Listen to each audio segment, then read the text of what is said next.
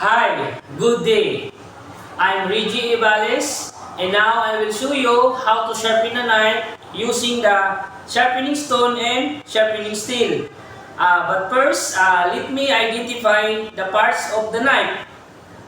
First, you have butt, handle, spine, point, tip, cutting edge, and head, and booster, and the last is tongue.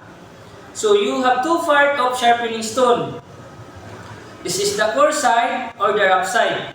And this is the fine side. Okay?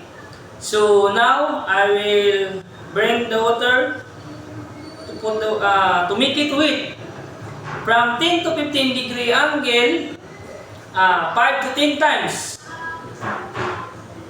1, 2, 3, 4, 5. In the other side, the same process also.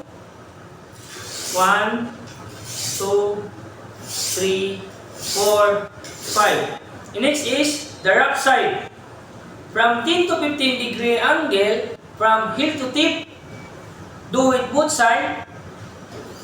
1, 2, 3, 4, 5, 6, 7, 8, 9, 10. Next is the sharpening steel. From 10 to 15 degree angle, from heel to tip, and do it both sides in 5 to 10 times. 1, 2, 3, 4, 5. And the other side, the same process also. 1, 2, 3, 4, 5. And now I will check the knife using the paper.